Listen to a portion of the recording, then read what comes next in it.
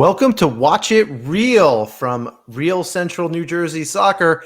I'm Ira Jersey. I am the general manager of the men's program at Real Central New Jersey Soccer. And with me tonight is Patrick Snyder. Patrick, thanks very much for coming on Watch It Real.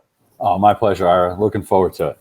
And don't worry, next week we'll probably call it Watch It Real because, like I said last week, we haven't decided yet, but we know that we live in Central Jersey and we know that that's real, at least those of us who live here. So, Patrick, as the men's head coach, you were newly announced, so congratulations. What's been the response from, friends, family, former players, and everything else to the announcement that we hired you as our inaugural head coach? It's been unreal. Hearing from so many people from over the years and locals and the local soccer community, the response has been fantastic. Sounds like there's going to be quite a few people in the stands to come see us in that first season.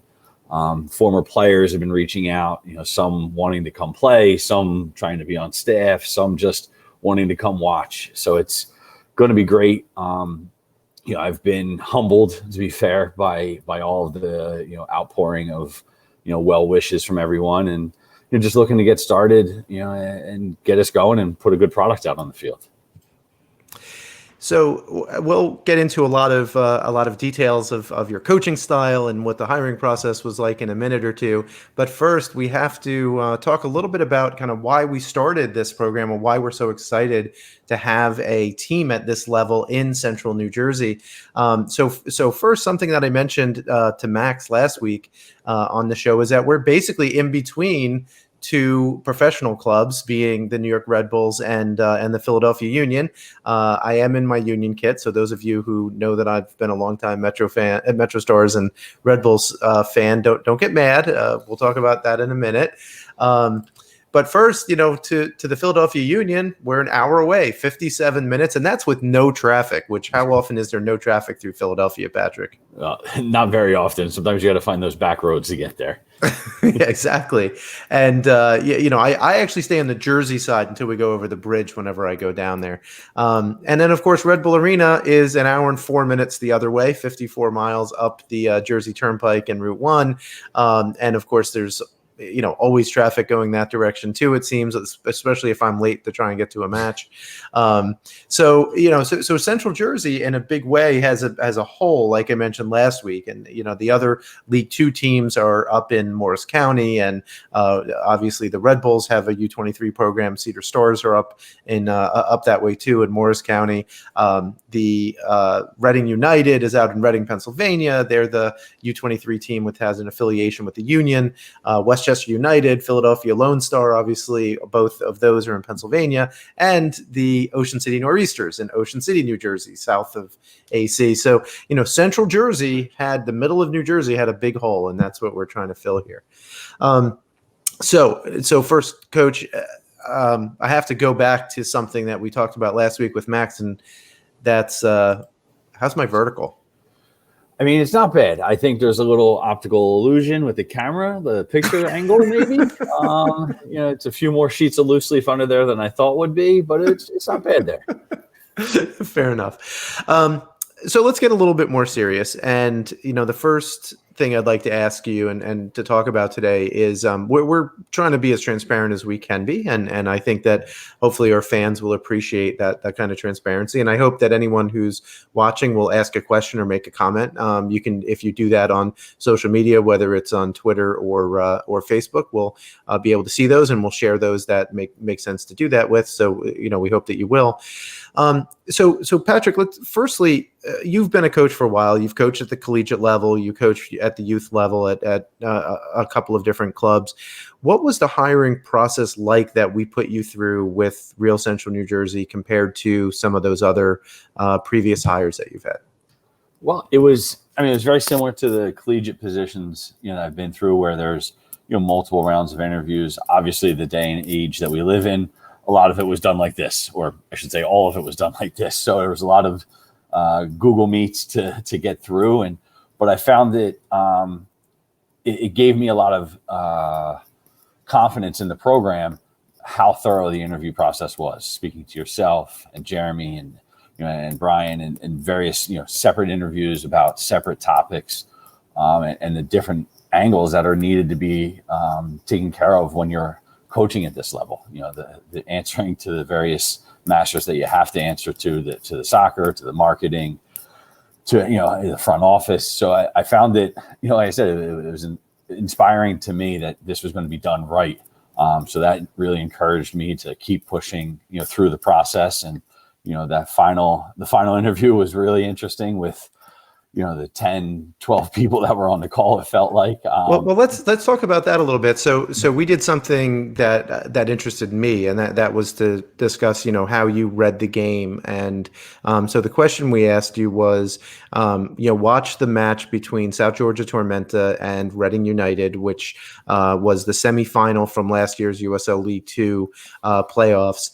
And had that been something that you'd ever been asked before? Firstly, and secondly, what did you think of that as being part of the process? I had only one other interview at Felician College. Was I asked a real kind of tactical question, because the athletic director there, J.R. Dinallo, great guy, had been a soccer coach himself, had coached at the university, and so he asked a question that so long ago it escapes me what it was, but we talked through it kind of on the spot. So that was interesting. Most other athletic directors that I've interviewed with before don't have a big soccer background. So it was more about running a program and that sort of thing. So, I enjoyed it. I thought it was a really refreshing that was part of the process, that, you wanted to hear, myself and the other candidates' thoughts on how we would set up a team, what our game plan would be, what our overall philosophy was. So it was, I enjoyed it. I enjoyed putting it together, and, the whatever 24 slide presentation I put together for you guys I hope got that point across, that I liked it, and that I was into it. Yeah, for sure. Well, obviously you did something right, because you're sitting here. So talk a little bit about that match, if you remember it. Was obviously potentially a team that might be in our division, in Reading United, and I have to admit, I've been a little bit like, trying to make them our rivals, because I do think that we'll have a few rivals, I'm sure, especially given the proximity of some of the other clubs to us. But one of the things that I was interested in is hearing how you would set up a team to compete with Reading United, which the last several seasons has been one of the powerhouses within USL League Two. So talk a little bit about what you saw as to the level of that game, and not necessarily how you would beat them, because we don't want to tell them what your game plan is, but certainly what you saw out of that game from both teams, or with a little bit of an emphasis on Reading.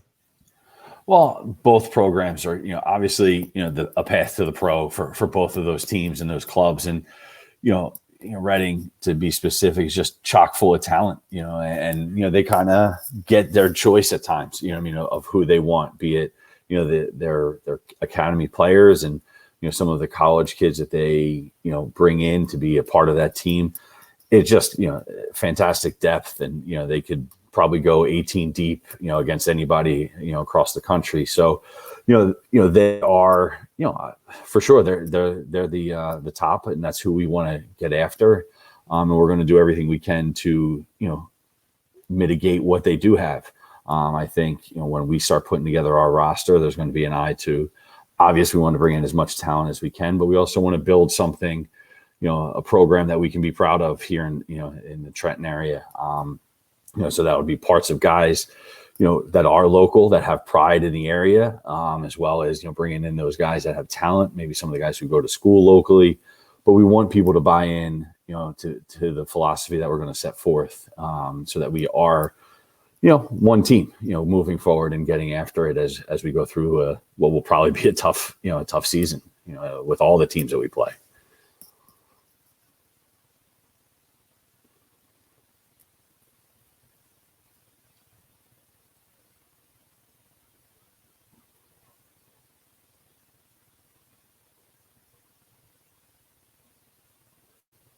I can't hear you, Ira. I'm sorry.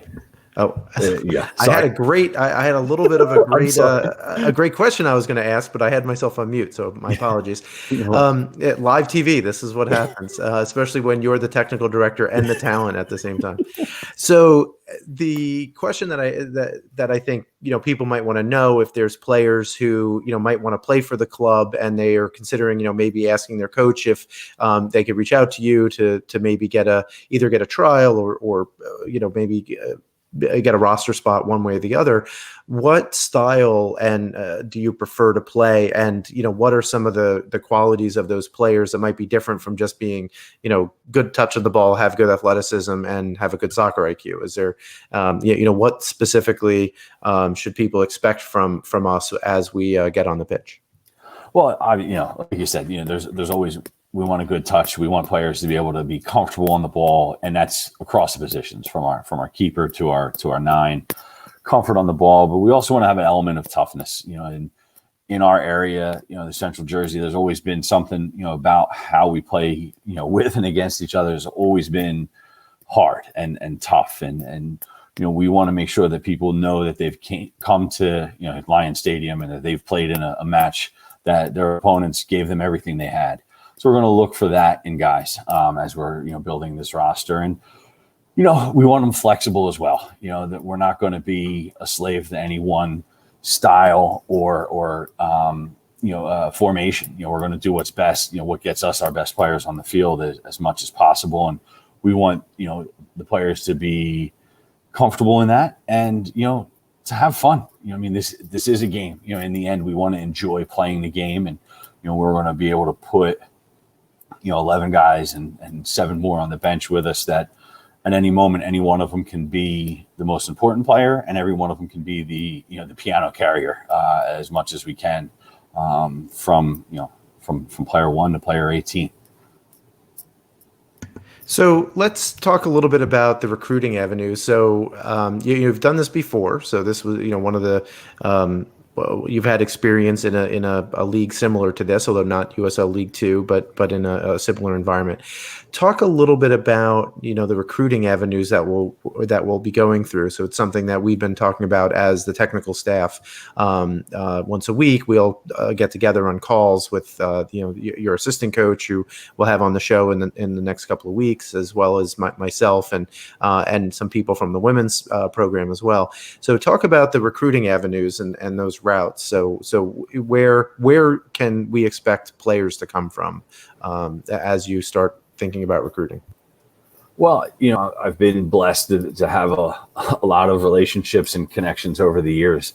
Most certainly some of the players I've coached from my time at various levels, we've started reaching out to them to gauge their interest and, bring them in, and, guys locally, as well as, talking to the college coaches that we know who want a place to put their players for the summer, where they know they'll get good training, they'll get taken care of, and they'll get prepared for the college season each year. And that's what we're going to do. We're going to keep reaching out, and as college soccer happens this year or whenever or however it happens, we'll be there. We'll be at games to see teams and to speak to players, and from there we'll just continue to build the roster. And, some of these guys who, we're lucky enough to have quite a few guys who've gone on to the professional ranks and, maybe looking to come home. We hope to bring some of those guys into the area and play with us as well. And, we'll keep building along those things, as well as youth players. We're going to reach out to the local clubs and high schools and have an effort to bring those guys in as well, to get them bled into the system, so they start learning and seeing what we want to do, and hopefully benefiting them as players, and spurring their development on to higher levels.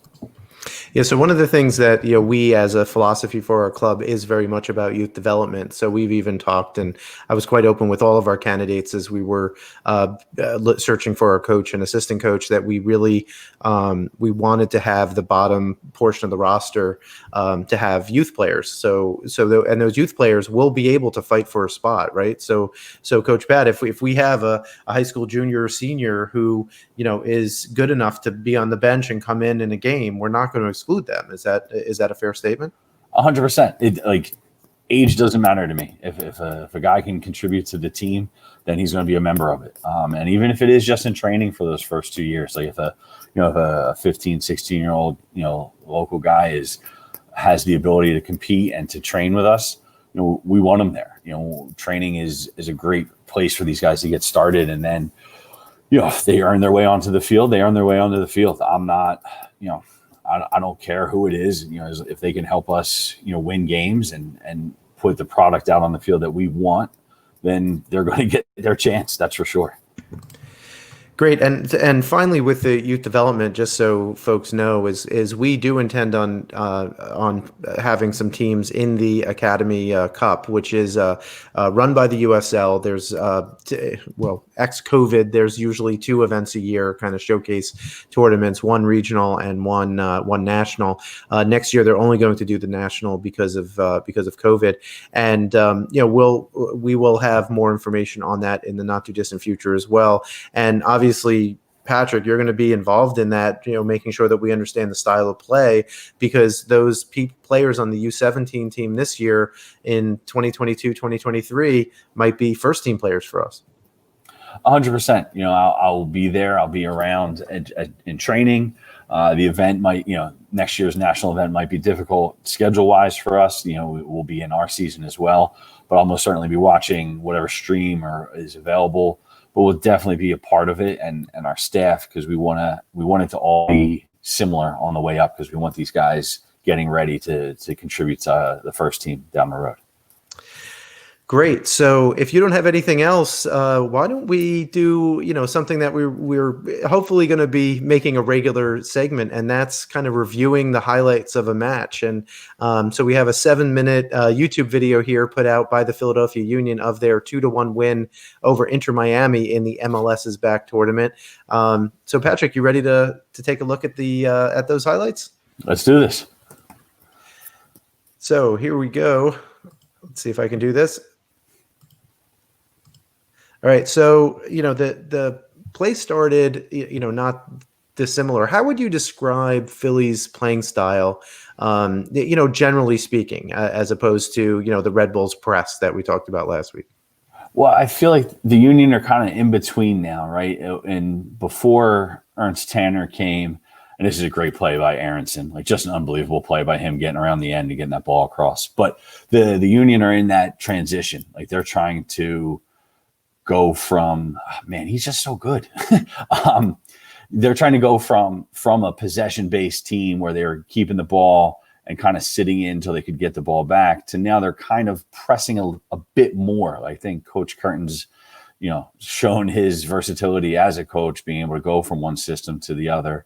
And they have that diamond midfield that they've been running is, there's some good guys in there. And, the back of the diamond is, he's kind of he breaks up some stuff for them as well. But when you have a guy like Bedoya and Aronson, there's some interesting things that you can make happen on the ball. That's for sure.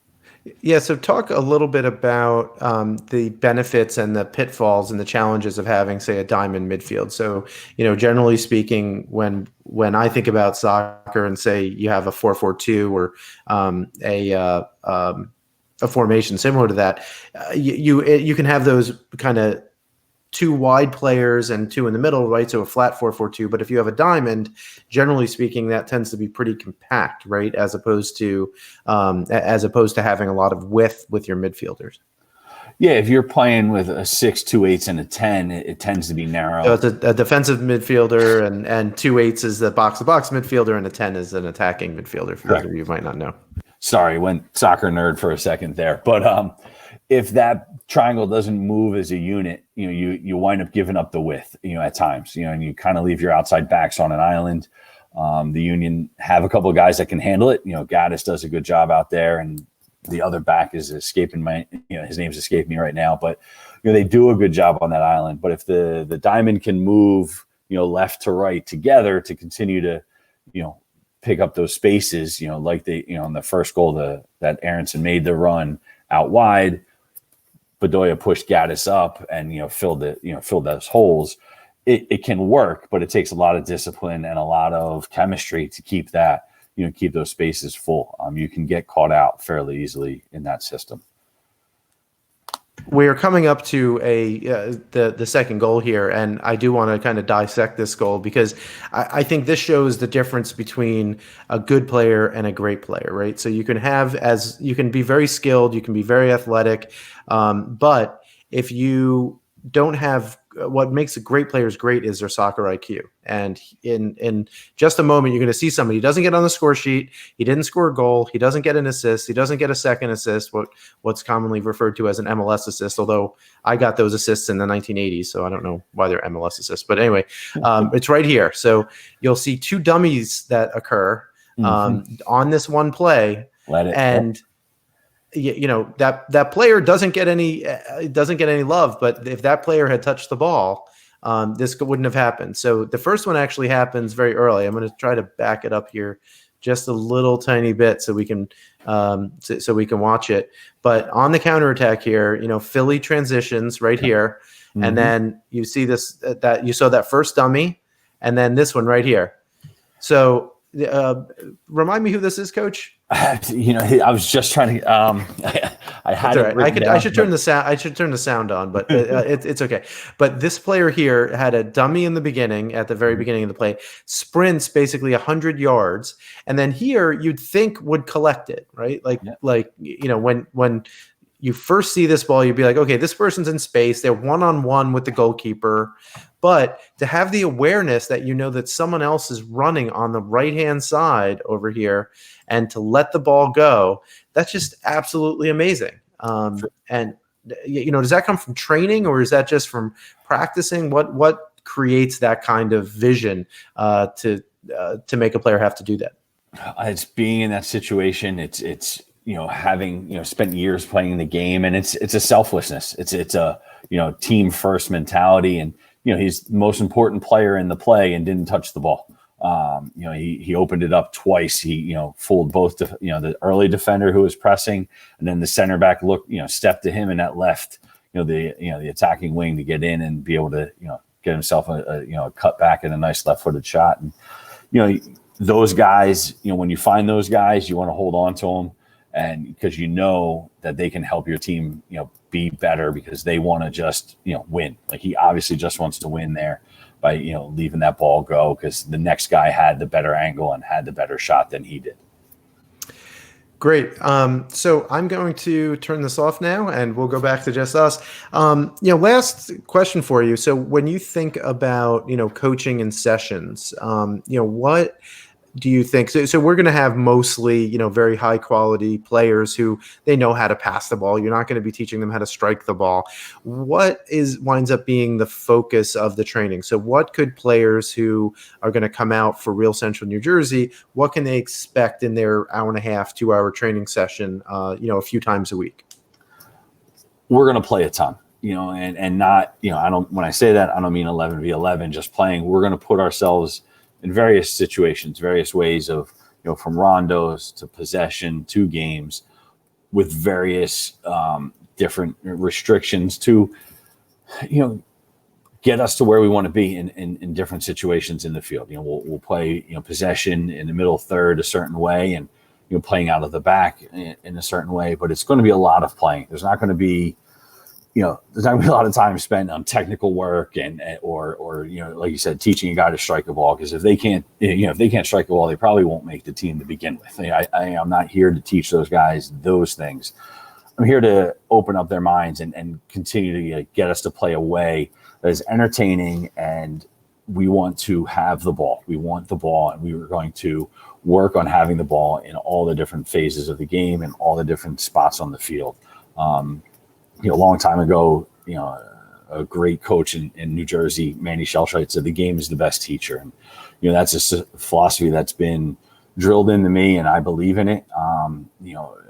From the top to bottom. And I think, we're not going to play for play's sake, but we're going to play with goals in mind, and we're going to make our team better, and and that's how those players will be comfortable on the ball. That's how they'll know what to do in each situation, because we'll have rehearsed it hundreds of times in training already. So they'll know, what we're looking for and what we want to do when we have the ball. And then last question for me, unless you have anything else that you'd like to share, but talk about set pieces. So what's your philosophy on, how we train for set pieces? Is it going to be something that you're going to let be free flow, or are you going to have a, some, I don't want to call them trick plays, but some plays where, you and or players from the team kind of figure out some movement in order to generate space and hopefully we have good service? Can I plead the fifth? We'll have some ideas. We'll have some things in place, and it's all going to be in what the personnel shakes out to look like. I don't want to give away too much, but if we have a guy that can absolutely smack the ball and make it dance, well, we're going to let him do that. That's for sure. But if we don't have that guy, we're gonna we'll have some ideas. We'll have some things and ways to be creative to give ourselves the best chance to score some goals off of those moments. Perfect. Coach, thanks very much for coming on Watch It Real for the first time. I think we'll have you on a couple more times, I think, before the season starts. Fantastic. Thank you so much for having me, Ira. Thank you again so much for the opportunity, and can't wait to make it real. Thanks everyone for watching Watch It Real. Until next week, I don't know what we're going to do next week, but I keep an eye on your Facebook and Twitter feeds because we'll let you know. Thanks very much for watching.